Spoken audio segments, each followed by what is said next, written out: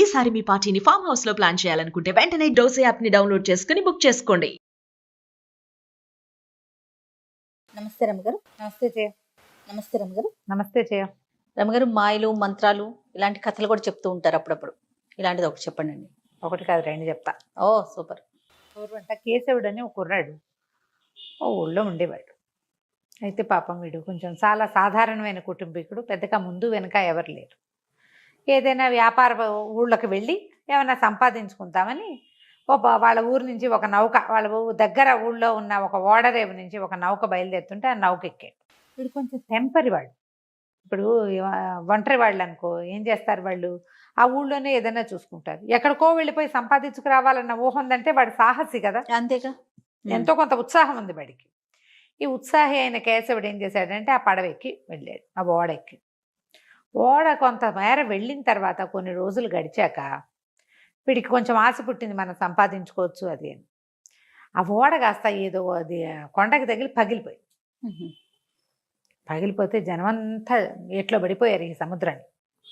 కొంతమందికి చిన్న చిన్న పడవలు దొరికినాయి, ఎటు వెళ్ళిపోయారు. వీడికి ఒక చిన్న కొయ్య పలక దొరికింది, వీడు ఒక దీవిలో పడిపోయాడు. కొయ్య పలక ఎటు తీసుకుపోతే అటు తీసుకెళ్ళి వెళ్ళిపోయాడు అంతే. వాడు అది పట్టుకుని అలా ఉండిపోయాడు. కొయ్య పలక కొట్టుకుపోతూ ఉంది. ఆ కొట్టుకుపోయి ఒక దీవి లాంటి ప్రాంతానికి చేరాడు. చేరిన తర్వాత వీడికి ఏమర్థమైంది, ఎవ్వరు చేరల తన దప్ప. ఆకలి దహించుకుపోతోంది. ఆ సముద్రపు నీళ్ళు ఎందుకు తాగడానికి పనికిరావు. అయితే వీడు గమనించింది ఏంటంటే ఆ మొత్తం దీవి నిండా మా కొబ్బరి చెట్లు ఉన్నాయి, మనుష్య సంచారం ఏమీ లేదు. సరే ఓపిక వచ్చేదాకా అట్టా నేల మీద పడుండి, సరే ఏం చేద్దాం, కొబ్బరి చెట్టు అయినా ఎక్కితే ఉప్పు నీళ్ళు తాగడానికి పనికిరావు, కొబ్బరి నీళ్ళు పనికొస్తాయి హాయిగా. ఆ కొబ్బరి తినచ్చు, 2 కాయలు నీళ్లు తాగితే ఓపిక వస్తుంది. సాల్ట్ లాస్ అయిపోయి ఉంటాడు కదా ఇంత ప్రయాణంలో. సరే వీడు ఏం చేశాడు, ఒక చెట్టు ఎక్కాడు. కొబ్బరి చెట్టు ఎక్కి ఒక కొబ్బరికాయ కోసే లోపల వాడికి దూరంగా ఏదో గుయ్యమని సప్పుడు వినిపిస్తోంది. తీరా చూస్తుంది కదా, చూస్తూ ఉంటే అటు నుంచి ఒక పంది గాల్లో ఎగురుకుంటూ వస్తుంది. దానికి రెక్కలు లేవు కానీ ఎగురొస్తుంది. భయం వేసేసింది. ఆ కొబ్బరి మట్టలను కావటేసుకుని అక్కడే ఉండిపోయాడు. తీరా చూస్తే పంది కొంచెం ఎత్తైన ప్రదేశానికి ఒక చోటకి చేరింది. ఆ రెక్కలు లేని పంది అక్కడికి రాగానే హాయిగా కాళ్ళు బారజాపి పడుకుంది. అది నీడగా ఉంది, ఇసుక ఉంది, ఆ గట్టు మీద చల్లగా ఉంది, కాళ్ళు చాపి పడుకుంటుంది పంది, హాయిగా నిద్రపోయింది. వీడు అదేమిటో తెలియలే వాడికి. సరే చూద్దామని ఏం చేశాడు, చెట్టు దిగి ఆ పంది దగ్గర ఉన్న వైపుకి ఎక్కాడు. ఎత్తంతా ఎక్కితే పంది కాళ్ళు బారచాపి గురక కూడా పెడుతోంది. చూస్తే దానికి మామూలు పందే, అది రెక్కలే ఏం లేవు, 4 కాళ్ళు, మామూలు తోక, దాని ముట్టె పొడుగ్గా, కూరలు మాత్రం మంచి పదునుగా ఉన్నాయి. దాని పక్కన ఒక ఇంతలావు వజ్రం కనపడింది వాడికి. ఇంత రాయి దగదగ అంటుంది, వజ్రం గుర్తుపడతాడు వీడు. దాని మీదేనా? దాని పక్కన వజ్రం పక్కన పెట్టుకుని పడుకుంది అది. ఓకే. వీడు ఏం చేశాడు, అటు ఇటు చూశాడు, పంది కదలటల్లా. ఆ వజ్రం దేనికైనా ఉపయోగపడుతుంది, ఒకవేళ నా బతుకు బాగుండి ఇక్కడి నుంచి బయటపడితే నా బతుకంతాకి ఇది సరిపోతుంది అంతే అని ఆలోచించుకుని ఆ వజ్రాన్ని తీసుకున్నాడు. తీసుకునేసరికల్లా తీసుకుని కింద ఉంటే పంది వచ్చేస్తుందేమండి, కొబ్బరి చెట్టు ఎక్కి కూర్చున్నాడు. ఒక గంట పోయాక వీడు ఈ లోపల ఏం చేశాడు, ఈ కింద ఉన్న పొలాలు ఏదో కనిపెట్టి తీసుకుని కొబ్బరికాయ పొడుచుకుని నీళ్లు తాగి మెల్లిగా కొబ్బరికాయ ఒలుచుకుంటున్నాడు కూర్చుని. 2-3 కాయలు తాగేసరికల్లా ఓపిక వచ్చేస్తుంది కదా, 4 కాయలు కింద పడేశాడు, ఒకటి ఒలుచుకుంటున్నాడు చెట్టు మీదే కూర్చుని. ఒక గంటన్నర పోయిన తర్వాత పంది లేచి అటు ఇటు చూస్తుంది. నా వజ్రం అని వెతుక్కుంటుంది అది. దానికి తెలిసిపోయింది వీడు ఎవడో పట్టేసుకున్నాడని. అక్కడి నుంచి ఆ పంది ఏమిటి, అది ఒరిజినల్గా పంది కాదు, ఒక మాంత్రికుడు. ఓహో. వాడికి విపరీతమైన బలం, వాడికి ఆ పంది స్వరూపం మీద ఆసక్తి. వాడు ఆ స్వరూపంతో తిరుగుతున్నాడు అక్కడ. అక్కడి నుంచి చెట్టు మీద ఉన్న వీడిని చూసి గర్జించింది, గూర్నిచ్చింది అంటారు. పంది దాన్ని గర్జన అనకూడదు, గూర్నించటం దాని పేరు. రెండో గూర్నించింది అనమాట, గుర్రు పెట్టడం, దాన్ని గూర్నించటం అంటారు. నీ పని చెప్తాను అని అరిచింది. అరిచేసరికి వీడు ఏం చేశాడు, ఎండు కొబ్బరికాయలనగా ఒక లావు పడి కొబ్బరికాయ తీసి పెడేలమని పందికి వేసి కొట్టాడు, విసిరేసరికి అలా తగలంగానే పంది బొక్కబార్ల పడి మూర్చిపోయింది. వీడు పరిగెత్తుకుంటూ వెళ్ళి దాన్ని కొట్టేశాడు పంది. చిత్త కొట్టేశాడు, చచ్చిపోయింది పంది. చచ్చిపోయేసరికల్లా అక్కడెక్కడో దూరంగా వాడు ఎత్తు మీదకి ఎక్కాడు కదా, వాడు చెట్టు ఎక్కినప్పుడు వాడికి కనపడలా, చెట్టుకు ఆపోజిట్లో ఉన్న గుట్టెక్కేసరికి అవతల ఏదో పొగున్నట్టు కనపడుతోంది, తెలుస్తోంది. వీడు ఏమనుకున్నాడు, ఈ చెట్టు మీద ఇప్పుడు ముందు చెట్టు ఎక్కా, చెట్టు దిగి గుట్ట ఎక్కా, గుట్ట దిగి మళ్ళీ చెట్టు ఎక్కా, మళ్ళీ చెట్టు దిగి మళ్ళీ గుట్ట మీదకి వచ్చా. ఇట్లా కాకుండా ఇక్కడి నుంచి అక్కడికి వెళ్ళిపోయే మార్గం ఉంటే బాగుంటుంది కదా అనుకోగానే రయ్యమని ఎగిరెళ్ళి చెట్టులో పడ్డాడు. ఆ చెట్టు మీద కూర్చున్నాడు.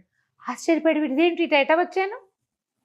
అప్పుడు వాడికి అనిపించింది, ఒకవేళ ఏమైనా ఈ వజ్రంలో మహత్యం ఉందేమో. పంది ఎలా ఎగురొచ్చింది, అది ఈ వజ్రాన్ని పట్టుకునే వచ్చింది, ఇది దాందే, ఆ వజ్రం కోసమే అది అరుస్తోంది. సరే వీడేమనుకున్నాడు, ఎక్కడైనా మనుష్య సంచారం, ఈ దీవిలో మనుష్య సంచారం ఉంటే అక్కడికి నన్ను తీసుకుని అక్కడికి వెళ్ళిపోవాలని కోరుకున్నాడు.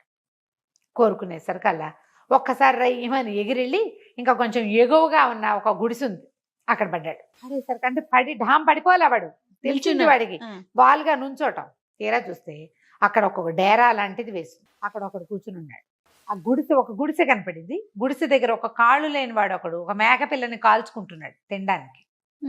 వీడు మన కేశవుడు దగ్గరికి వెళ్ళి, అయ్యా కాస్త నాకు తినడానికి తిండి, ఈ రాత్రి పడుకోవడానికి చోటు ఇప్పిస్తారా అని అడిగాడు. అడిగితే మంత్రి కూడా అన్నాడు, ఇదిగో మేకని తిందుగా, నువ్వు కూడా కూర్చోని, ఇక్కడికి ఎట్టా వచ్చావు నువ్వు అన్నాడు. అనేసరికల్లా వీడు వజ్రం తీసి చూపించాడు. అయ్యో, తీసి చూపించి, ఇదిగో ఈ వజ్రం దొరికింది, ఎక్కడికి కావాలంటే అక్కడికి వెళ్ళిపోవచ్చు అనగానే, ఏ కాళ్ళు లేని వాడు అన్నాడు, నా దగ్గర ఇంకోటి ఉంది, వాడు కూడా మాంత్రికుడు, నా దగ్గర ఇంకో మహత్యం ఉంది అని ఒక గొడ్డలు చూపించాడు. తల కర్ర, దీన్ని బాడీ మీద కొట్టి కట్టెపుల్లలు తీసుకురా అంటే కట్టెపుల్లలు తెచ్చి మంట చేసి పెడుతుంది. అది తల మీద కొట్టి ఎదుటివాడి తల తీయంటే తీసేస్తుంది. మహిమగల గొడ్డలి, నా గొడ్డలు నువ్వు తీసుకుని నీ వజ్రం నాకు ఇవ్వు, ఎక్కడికైనా వెళ్ళటానికి నాకు కాళ్ళు లేవు, వజ్రం ఉందనుకో కాళ్ళు హాయిగా వెళ్ళిపోతాను నేను అనేసరికల్లా సరేనన్నాడు కేశవుడు. కాకపోతే వాడు మేక మాంసం తింటూ ఉంటే వీడికి అనిపించింది, ఈ కాళ్ళు లేని వాడు అందితే తన్ని కూడా కాల్చుకు తింటాడు అనిపించేసింది. వాడు చూపు బాగుంట్లా, వీడు గ్రహించాడు. సరే ఈ మారకం మాట వచ్చేసరికల్లా సరే ఏమన్నాడు, అలాగే ఇవ్వని ఆ వజ్రం ఈ చేత్తో ఇస్తున్నట్టు ఇచ్చి ఈ గొడ్డలు చేత్లోకి తీసుకున్నాడు. తీసుకుని ఏమన్నాడు, దాని తల మీద కొట్టి వీడి తల తీసేయి అని చెప్పాడు. వెంటనే గొడ్డలు ఎవడి చేతిలో ఉంటే వాడి మాట వింటుంది. ఈ గొడ్డలు రయ్యమని పోయి ఆ కాళ్ళు లేకుండా కూర్చుని ఉన్నాడు కదా మాంత్రికుడు, వాడి మెడ కట్ చేసేసి వీడు అమ్మాయి అనుకుని ఆ గొడ్డలి ఈ వజ్రం. కాకపోతే వీడి దగ్గర వజ్రం ఉన్నప్పుడు వీడు వెనక్కి వెళ్ళిపోవచ్చు, వీడు ఇంటికి వెళ్ళిపోవాలని కోరుకోవచ్చు. కాకపోతే వాడికి ఆశ ఏంటంటే మనకు వజ్రం దొరికిందంటే ఇంకేమైనా దొరుకుతుందేమోనని ఉన్నాడు ఇక్కడ. ఓహో, ఆ వజ్రం గొడ్డలు పుచ్చుకుని నడిచాడు. ఇంకా అవతల నడుస్తుంటే దూరంగా పొగ కనపడింది, అక్కడికి వెళ్ళాలని కోరుకున్నాడు. అక్కడికి వెళ్ళేసరికల్లా ఒకడు చేతులు లేని వాడు ఒకడున్నాడు. అక్కడ వాడు డేరా వేసుకుని ఉన్నాడు, కాళ్ళు చాపుకుని కూర్చున్నాడు, వాడికి చేతులు లేవు, ఇక్కడి నుంచి లేదు. అయితే వీడి దగ్గరకు వస్తుంటే కేశవుడు కొంచెం దూరంగా దిగాడు, 4 అడుగులు వేసి నడిచేసరికల్లా వాడి దగ్గర ఒక ఇంత పాత్ర ఉంది, గట్టు మీద పాత్రలో అన్ని పాలు ఉన్నాయి. ఆ పాత్రని ఇట్లా గడ్డ పెట్టి తోసేసరికల్లా ఆ పాత్ర దొర్లి బోర్ల పడి అందులో ఉన్న పాలు కింద పడి ఇక పెద్ద ప్రవాహం అయిపోయింది. అది ఎటా అయిందంటే ఆ గుడిసె డేరా ఆ కాళ్ళు లేకుండా కూర్చున్నవాడు తప్ప మిగిలిందంతా మునిగిపోయేంత ప్రవాహం వచ్చేసింది. వీడి మీదకి వచ్చేసినాయి కేశవుడి మీదకి. కేశవుడు ఈ వజ్రం పట్టుకుని ఒక్క ఎగురులో ఒకటే దూకులో వచ్చి ఇప్పుడు అతను కూర్చున్నాడు కదా, ఆ కాళ్ళు లేనివాడు, అదే ఈ చేతులు లేనివాడు, వాడి పక్కకి చేరేసరికల్లా ఆశ్చర్యపోయాడు. చేతులు అన్నాడు, ఊరిని భలే విద్య ఉంది నీ దగ్గర, ఇదేం విద్య అన్నాడు. అనేసరికల్లా వజ్రం తీసి చూపించాడు, అందరికీ చూపిస్తున్నాడు, ఇదిగో నా దగ్గర ఒక వజ్రం ఉంది, ఎక్కడికి కావాలంటే అక్కడికి వెళ్ళిపోవచ్చు అనగానే చేతులు లేని వాడు అన్నాడు, అబ్బా ఎంత బాగుంది, నా దగ్గర ఉన్న గిన్నె చూడు అని ఆ గిన్నెను చూపించాడు. ఆ గిన్నె తిరిగేయి అన్నాడు. తిరిగేసి నీకేం కావాలి, ఏమన్నా తింటావా అనేసరికల్లా సరే వాడి దగ్గర మాంసాహారం, వాడు మాంసాహారం తింటుంటే వాడు అన్నాడు, నీకేం కావాలంటే అది వస్తుంది, ఇందులో మాంసం తెప్పిస్తానని మాంసం తెప్పిస్తే వీడు నేను శాకాహారిని, నేను మాంసం తిన్నాడు. తినకపోతే నీకు కావాల్సినవి అడుగు అని చెప్పి పప్పు అడుగు, కూర అడుగు, ఏవి అడిగితే అవి తీసి ఇచ్చాడు. ఈ గిన్నెలో నుంచి ఇది చక్కగా తెరిచి ఉంచింది అనుకో, ఏమంటారు మామూలుగా పెట్టుంటే గిన్నె ఆహారం వస్తుంది, ఏ ఫుడ్ కావాలంటే ఆ ఫుడ్ ఇస్తుంది, ఎంతమందికి కావాలంటే అంత ఇస్తుంది. దాన్ని బోర్లించామంటే దాంట్లో ఒక్క చుక్క నీరున్నా చాలు, ఆ చుక్క వస్తువు ప్రవాహం అయిపోయి ఎంతమందినైనా ముంచేయగలదు. ఓకే, ఇంత అద్భుతమైన వస్తువు ఉంది, నువ్వు ఓ పని చేయి, నీ వజ్రం నాకు ఇచ్చి నా గిన్నె నువ్వు తీసుకోమన్నాడు. బాగుంది, ఆ గిన్నె కావాలి వీడికి. సరే వీడేం చేశాడు, గిన్నె చేత్తో తీసుకుని తన గొడ్డల మీద ఒక దెబ్బ కొట్టి దాన్ని నెత్తి మీద వీడి తల తీసేయమన్నాడు. మూడో మాంత్రికుడి తల కూడా వేరు చేసేసింది ఆ గొడ్డలి.